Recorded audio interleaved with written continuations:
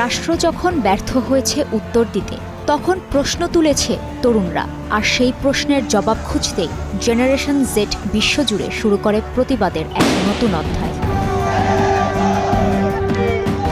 শুরুটা ২০২২ সালে দক্ষিণ এশিয়ার দেশ শ্রীলঙ্কা থেকে, যেখানে দেশের তরুণরা সোচ্চার হয়ে ওঠে অর্থনৈতিক বিপর্যয়ের বিরুদ্ধে। উত্তাল হয় রাজপথ, তীব্র প্রতিবাদের মুখে পতন হয় রাজাপাকসে সরকারের।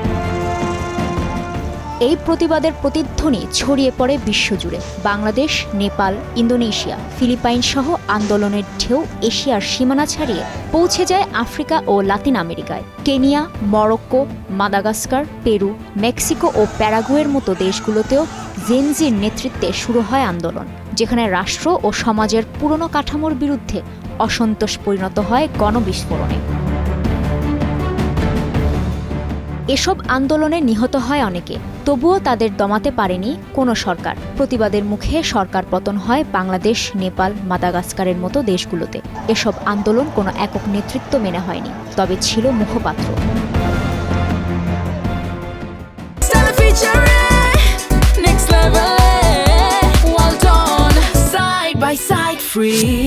নেপালে জেনজি আন্দোলনের মুখ্য নেতা ছিলেন সুদান গরুং, মিরাজ ধুঙ্গানা, বলেন্দ্র শাহ। অভ্যুত্থানের প্রায় ৩ বছর পর গেল অক্টোবরে মিরাজ ধুঙ্গানা ও তার সহযোগীরা একটি রাজনৈতিক দল গঠন করেন। তারা এখন সক্রিয়ভাবে তাদের দলীয় কার্যক্রম পরিচালনা করছে।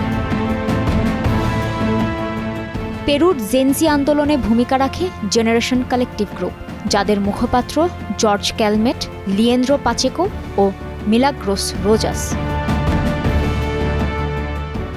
ইন্দোনেশিয়ায় মুখ্য ভূমিকায় থাকা তরুণদের আটক করে আইন শৃঙ্খলা বাহিনী। এদের মধ্যে রয়েছেন ডেল পেড্রো মানহেন, রিসমান শাহ, মুজাফফর সেলিম, খারিক আনহার, শাহদান হুসেইন, সাইফুল আমিন সহ অনেকে। আন্দোলনের পর ছাড়া পায় তারা। মরক্কোর আন্দোলনে মুখ্য ভূমিকা পালন করে দুটি গ্রুপ, জেনজি 212 ও মরক্কোর ইউথ ভয়েস, যারা এখন সক্রিয়ভাবে দেশের জন্য কাজ করছে। এসব দেশের আন্দোলনের নেতাদের উপর কোনো হত্যার হুমকি আসেনি, তবে ক্ষমতাকে প্রশ্ন করা তরুণ কণ্ঠস্বর অনেক সময় রাষ্ট্র ও অদৃশ্য শক্তির জন্য হুমকি হয়ে ওঠে।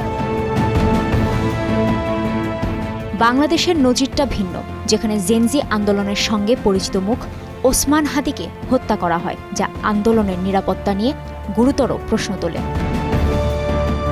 কাজী শাহরিন, স্টার নিউজ।